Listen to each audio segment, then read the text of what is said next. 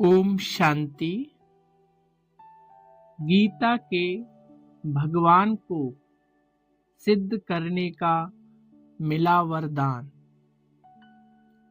संस्था के सचिव राजयोगी ब्रह्मा कुमार ब्रजमोहन भाई जी का अनुभव आज सुनते हैं।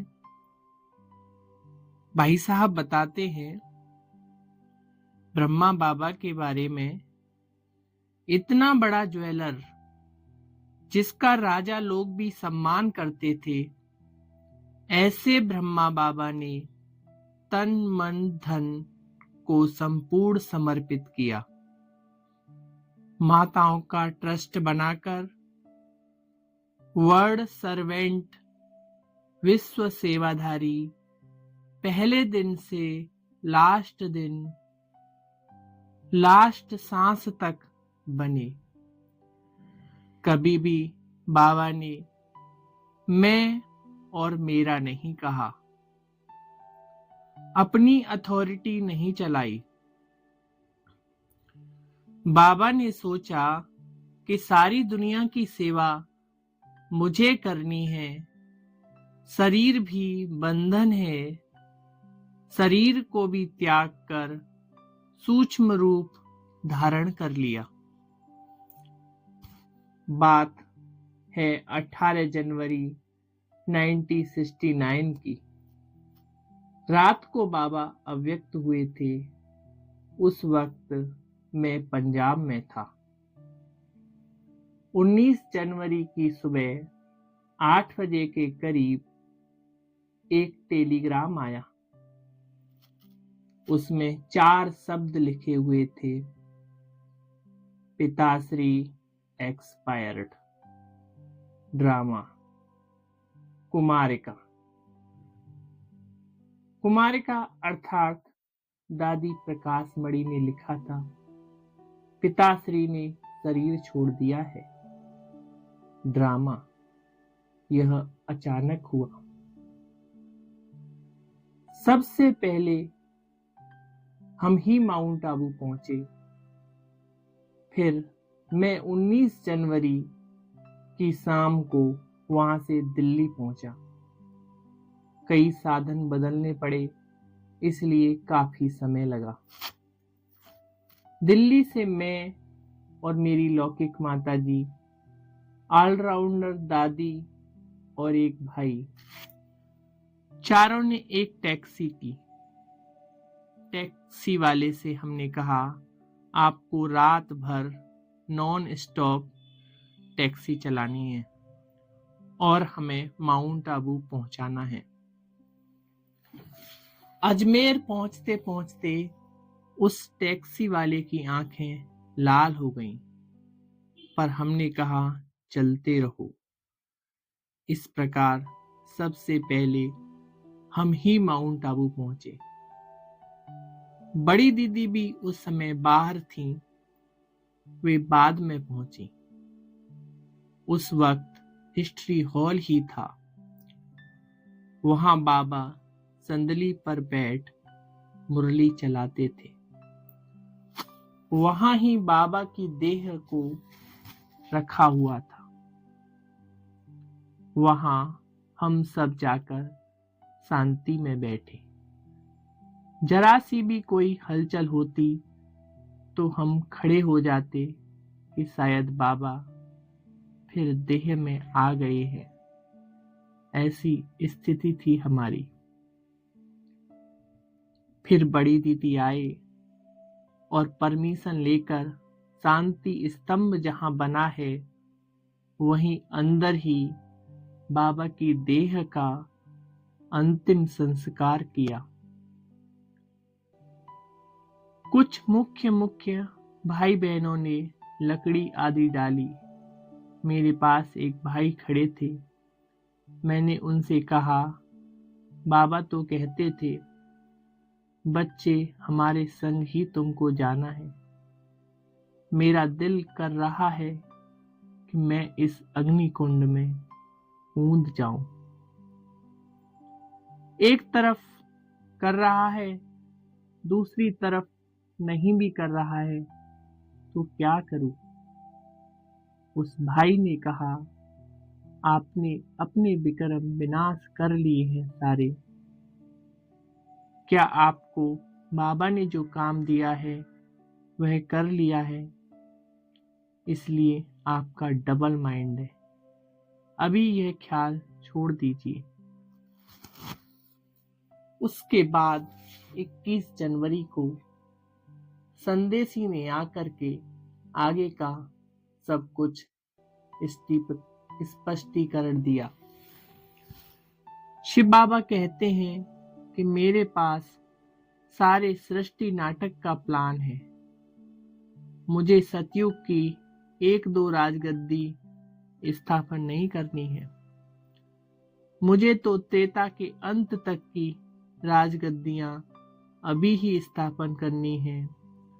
तो राज कारोबार को संभालने के लिए मुझे नए नए बच्चों को योग्य भी बनाना है। इसलिए 18 जनवरी 1969 का दिन ऐतिहासिक दिन था, जब ब्रह्मा बाबा बैकबोन बनी, अव्यक्त हो गए और बड़ी दादियों व अनन्य बच्चों ने अपनी शक्तियां विल करके कार्य को आगे बढ़ाया, विश्व की स्टेज पर लाया। हम सब जानते हैं कि किस तरह दादियों ने बाबा का नाम रोशन किया और बाबा ने जो शिक्षाएं दी उस अनुसार उन्होंने अपना राज्याधिकार और विश्व राज्य कारोबार संभालने का भी काफी सफल अभ्यास किया। आज कई लोग ब्रह्मा कुमारी को जानते हैं, ब्रह्मा बाबा को बहुत कम लोग जानते हैं और ब्रह्मा कुमारीज में ही ब्रह्मा बाबा को देखते हैं। इसलिए शिव बाबा सभी को कहते हैं कि बच्चे, तुम ऐसा सूक्ष्म रूप धारण करो जो शिव बाबा की प्रत्यक्षता हो। तुम ऐसा अशरीरीपन का अभ्यास करो कि जो कोई तुम्हें देखे तो उसको लगे इनके द्वारा ब्रह्मा बाबा या शिव बाबा दिख रहा है। उनके दिव्य कर्तव्य दिख रहे हैं। ये नहीं बोल रहे इनके द्वारा कोई शक्ति बोल रही है। इनके द्वारा कोई लाइट का स्वरूप दिखाई दे रहा है, तब मेरी प्रत्यक्षता होगी। अंतिम घड़ी तो आ ही रही है, तो और सब तरफ से बुद्धि योग हटाकर एक मेरी याद में रहो। एक एक शब्द बाबा ने झोपड़ी में सुना, ऐसी एक घटना आदरणीय भाई साहब बताते हैं। एक बार की बात है, पटना में एक बहुत बड़ा मेला होना था। उन दिनों मेले का बड़ा महत्व था और उस मेले में चीफ मिनिस्टर भी आने वाले थे। मैं एक दिन पहले ही मधुबन पहुंचा था। बाबा ने कहा, बच्चे तुम उस मेले में जाओ, गीता का भगवान सिद्ध करके आना है। इस विषय पर कुछ पॉइंट्स लिखकर मैंने झोपड़ी में बैठे बाबा को सुनाई थी। एक एक शब्द बाबा ने सुना था और अंत में करेक्शन भी किए थे। मुझे संस्कृत नहीं आती, गीता का भगवान क्या सिद्ध करना है, पर बाबा ने कहा है, भक्ति में भी कहते हैं कि अंधे को दिखाई देता है, लंगड़ा पहाड़ पार कर जाता है और बहरा सुनने लगता है, गूंगा गाने लगता है। तो बाबा का भी यही है कि जो कोई काम कर नहीं सकता वह उससे ही कराना है, ताकि सिद्ध हो कि भगवान ने कराया है, इसने नहीं किया। अगर संस्कृत जानने वाला गीता को सिद्ध करेगा तो कहेगा ना कि देखो मैं जानता हूं। दादी चंद्रमणि जी को भी पंजाबी नहीं आती थी। बाबा ने उन्हें पंजाब में भेजा। दादी हृदय पुष्पा जी को कर्नाटक में भेजा, उन्हें कन्नड़ नहीं आती थी। दादी जानकी जी को लंदन भेजा, उनको इंग्लिश नहीं आती थी। गुलजार दादी कहती थी कि बाबा कहते थे आप ऑक्सफोर्ड में लेक्चरर करोगी। मैंने तो दुनिया का नक्शा भी नहीं देखा था, पर बाबा ने यह सब करवाया। मुझे आंसू आ गए। ये घटना आदरणीय भाई साहब सुनाते हैं। पटना में मेले में जाने के लिए मैंने आने जाने की सीट रिजर्व करवा ली। मैं वहां गया, 1-2 दिन रहा, स्टॉल लगवाया, पर्चे छपवा लिए थे कि भगवान श्री कृष्ण है या शिव है। ज्ञान समझाकर लोगों से लगभग 1000 फॉर्म भरवा लिए थे कि गीता का भगवान निराकार शिव है। मुझे एक दिन पहले वापस आना पड़ा क्योंकि माताजी बीमार पड़ गई थी। पहले मैंने सोचा कि सेवा पूरी करके ही जाऊंगा। फिर सोचा कि यदि माताजी का शरीर छूट गया तो लोग कहेंगे कि ब्रह्मा कुमार अपनी मां का ध्यान भी नहीं रखते। मैंने संदेशी से पूछवाया तो कहा एक दिन पहले आ जाना। मथुरा में माताजी रहती थी। एक तूफान मेल गाड़ी चलती थी जो मथुरा से होकर जाती थी। मेरी सीट रिजर्व नहीं थी। ट्रेन आई, उसके सब डिब्बे बंद थे। हम खटखटाते रहे। बड़ी मुश्किल से जब ट्रेन चलने लगी तो किसी ने एक डिब्बा खोला। मैं उसके अंदर चला गया। मैं खड़ा था, टीटी भी नहीं था। इतने में एक बंगाली भाई आया और उसने पूछा आपके पास टिकट नहीं है? मैंने कहा नहीं है। उसने कहा आप मेरे साथ आ जाओ। वो रेलवे स्कूल का टीचर था। उसकी ट्रांसफर हो गई थी। उसके पास 7 सीटें थीं और उसने अपने 2 छोटे बच्चों को इकट्ठे सुलाकर वहां मुझे सुला दिया। मुझे आंसू आ गए कि देखो बाबा ने यहां भी मुझे सीट दिला दी। मेरे मन में हमेशा भाव रहता था कि सेवा पहले, बाकी काम बाद में। दिल्ली के पास मुजफ्फरनगर के भाई बहनों ने मेला लगाया। उसमें प्रदर्शनी लगाई। मैं नौकरी करता था तो छुट्टी होने के बाद शनिवार वहां चला गया। सेवा की और रविवार की रात से मुझे वापस ड्यूटी पर आना था। एक ट्रेन मुजफ्फरनगर में 3 मिनट के लिए रुकती थी। रात 10:30 बजे मैं शाम तक सेवा करता रहा। फिर अपना सामान लेकर रेलवे स्टेशन आ गया। मेरे पास रिजर्वेशन नहीं था। मैंने सोचा एकाग्रता और निश्चय में विजय है, तो जो डिब्बा मेरे सामने आएगा मैं उसी में चढ़ूंगा। बाबा आप जानो। ट्रेन आ गई। पहले तो लगा कि दूसरा डिब्बा भी देख लूं, फिर सोचा नहीं, अगर एक टांग पर भी खड़ा होकर जाना पड़े तो इसी में जाऊंगा, और मैं उसी डिब्बे में चढ़ गया। वहां लोग सिगरेट पी रहे थे, ताश खेल रहे थे, बातें कर रहे थे। सब सीटें फुल थीं। मैंने पहला डिब्बा देखा, फुल था। दूसरा देखा, तीसरा देखा। ऐसे देखते देखते चौथे तक पहुंचा और मन में सोच रहा था कि बाबा ने कब कहा है कि हट करो। बाबा ऐसे थोड़े ही तुम्हारी मदद करेगा। तभी अचानक एक भाई जो ऊपर की सीट पर लेटा था वह उतरा। उसने अपना बिस्तर लपेटा और चला गया। मैं उसकी सीट पर चढ़ गया। मैंने सोचा कि यह पहले भी उतर सकता था, मेरे आने पर ही उतरा, नहीं तो नीचे वाला भी ऊपर सो सकता था।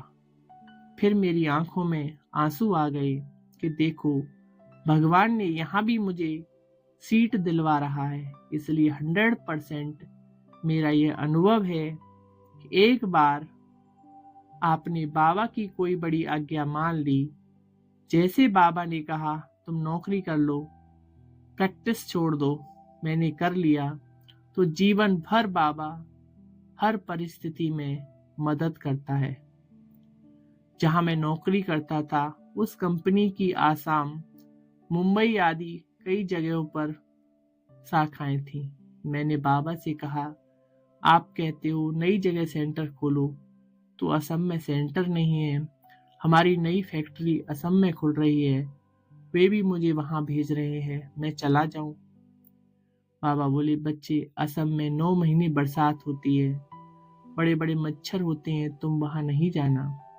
बाबा कभी आबू से बाहर जाता है क्या? तुम वहीं रहो। मैंने सोच लिया कि यहीं रहना है। जब भी नई कंपनी खुलती थी, दूसरे लड़के चले जाते थे, उनकी थोड़ी तनख्वाह भी बढ़ा देते थे, मैं वहीं रहा। अगले पद के लिए कंपनी में इंटरव्यू होता था, गवर्नमेंट के ऑफिसर भी आते थे। अगर कोई छोटा पास हो जाता है तो छोटा बड़े का अफसर बन जाता था। ऐसा एक इंटरव्यू था दिल्ली में, जो मेरा अच्छा नहीं हुआ। मैं घर आया, मेरे माता पिता भी ज्ञान में थे। उन्होंने कहा भोजन करो। मैंने कहा मुझे अच्छा नहीं लग रहा, इंटरव्यू खराब हो गया है। पिताजी बोले, बाबा बैठे हैं ना।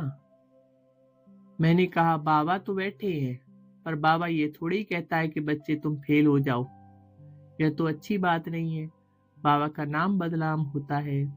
रिजल्ट आया कि वह इंटरव्यू क्वैश हो गया है, क्योंकि उस इंटरव्यू का बोर्ड ठीक नहीं बना हुआ था। मेरे कारण ही इंटरव्यू क्वैश हो गया था। अब इससे ज्यादा क्या हो सकता है?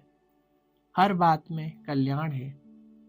जब मैंने नौकरी से निवृत्ति ली तो दूर के रिश्तेदार मेरे पास आए और कहा, तुम ऐसी गलती मत करना, लोगों को तो नौकरी नहीं मिलती, तुम्हें तो सरकारी नौकरी है, तुम बड़े ऑफिसर हो, क्यों छोड़ रहे हो? बूढ़े हो जाओगे तो मांग कर खाओगे क्या?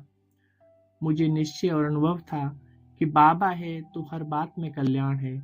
और सचमुच उस दिन से लेकर आज तक कभी भी बाबा ने मुझे असहज नहीं रखा। बाबा मेरे साथ है। मेरे पास एक हैंडबैग है, इसमें बहुत अच्छा फॉर्म लगा हुआ है। यह बैग ब्रह्मा बाबा ने मुझे दिया था और दिल्ली में बाबा ने मुझे विशेष व्यक्तियों की सेवा करने की जिम्मेवारी दी थी। उन दिनों भारत में ऐसे बैग नहीं बनते थे। हांगकांग में किसी सिंधी परिवार ने यह बैग बाबा को भेजा था। जब सिंधी परिवार आते थे तो कुछ न कुछ चीजें ले जाते थे, जैसे रेडीमेड कपड़े आदि।